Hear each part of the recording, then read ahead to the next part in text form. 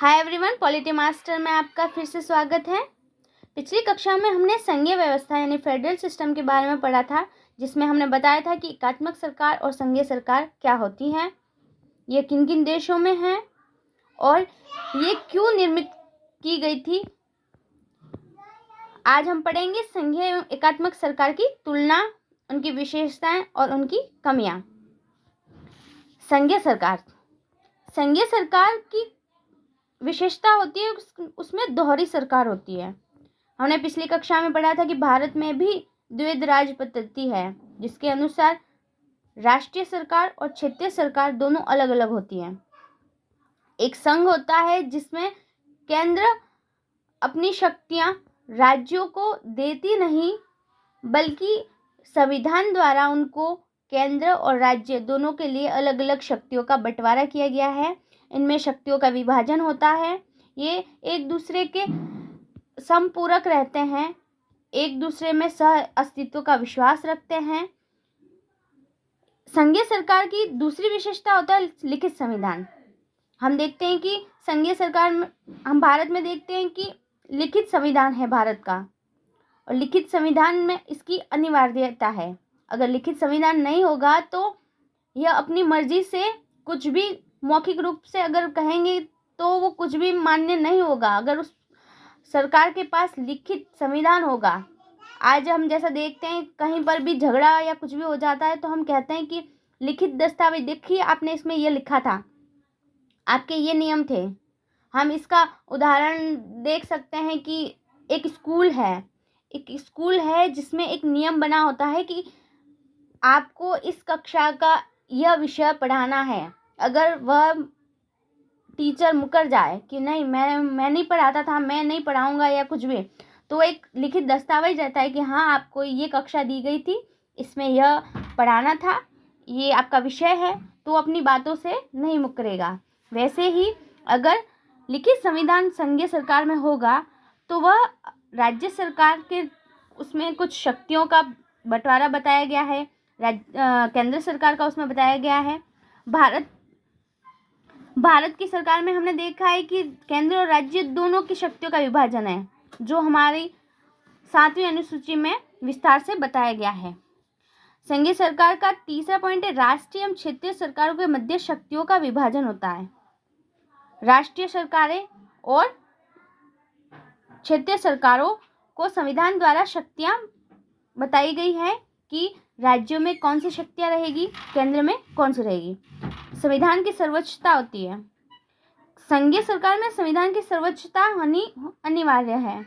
संविधान सर्वोच्च होगा तो केंद्र और राज्य अपनी मनमानी नहीं करेंगे, एक दूसरे के अंदर दखलंदाजी नहीं करेंगे। संविधान में जो लिखा होगा वो उनके लिए, उनके अनुसार कानून निर्माण होगा, उनके अनुसार नीतियों का निर्माण होगा, उनके अनुसार कार्यों का क्रियान्वयन आसानी से होगा और एक दूसरे के विरोध का सामना नहीं करना पड़ेगा। संघीय सरकार का एक और पॉइंट है कठोर संविधान। कठोर संविधान होना अनिवार्य है। कठोर संविधान होगा तो वो आसानी से उसमें कुछ भी फेरबदल नहीं करेंगे। अगर लचीला संविधान होगा तो आसानी से कुछ भी फेरबदल हो जाएगा और उसका कोई अर्थ नहीं रहेगा। संघीय सरकार का एक और पॉइंट है स्वतंत्र न्यायपालिका। स्वतंत्र न्यायपालिका का होना अनिवार्य है। जब केंद्र और राज्यों के बीच में कुछ भी मनमुटाव या कुछ भी प्रॉब्लम्स हो जाए तो न्यायपालिका स्वतंत्रता पूर्वक अपनी कार्यों का निर्वहन करेगा, स्वतंत्रता पूर्वक किसी एक पक्ष में न होकर स्वतंत्र पक्ष अपनाएगा। संघीय सरकार का एक और पॉइंट है द्विसदनीय विधायिका। द्विसदनीय विधायिका होना भी अनिवार्य है, क्योंकि जब केंद्र और राज्य में दोनों में अलग अलग सरकारें होगी, दोनों को अलग अलग स्वायत्ता है, दोनों अलग अलग स्वतंत्रता पूर्वक अपनी कार्यों का, नीतियों का निर्माण करते हैं, तो उनमें द्विसदनीय विधायिका का होना अनिवार्य होगा, जैसा कि केंद्र में सदन और राज्यों में विधानसभा। अब हम देखेंगे कि एकात्मक सरकार। एकात्मक सरकार की विशेषता है कि एकल सरकार होती है जो राष्ट्रीय सरकार होती है। उसमें क्षेत्रीय सरकार बना सकते हैं और नहीं भी बना सकते हैं। संविधान लिखित हो भी सकता है और नहीं भी हो सकता है।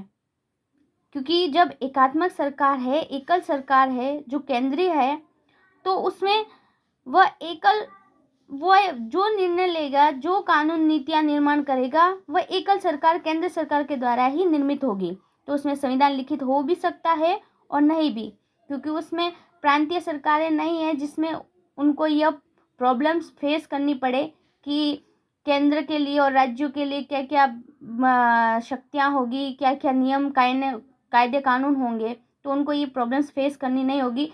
जो भी नियम बनेंगे केंद्र सरकार के द्वारा बन जाएंगे।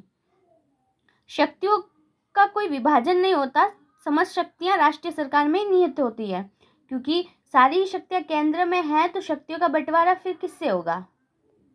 संविधान सर्वोच्च हो भी सकता है और नहीं भी, जैसा कि हमने देखा है कि जापान में एकात्मक सरकार है जहाँ पे संविधान सर्वोच्च है। ब्रिटेन में एकात्मक सरकार है पर संविधान सर्वोच्च ना होकर सदन सर्वोच्च है। इसलिए संविधान सर्वोच्च हो भी सकता है और नहीं भी हो सकता है। संविधान कठोर भी हो सकता है, जैसा कि फ्रांस में है संविधान कठोर है, और लचीला भी हो सकता है जैसा कि ब्रिटेन में है।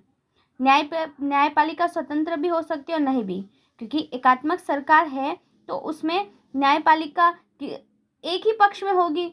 वहाँ अगर दो पक्ष होते तो न्यायपालिका स्वतंत्र होनी अनिवार्य थी, पर यहाँ एकात्मक सरकार है, एकल सरकार है, जो केंद्र सरकार है, तो उसमें न्यायपालिका स्वतंत्र हो भी सकती है और नहीं भी।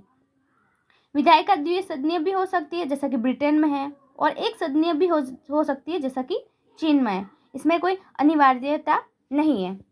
आज तक के लिए इतना ही।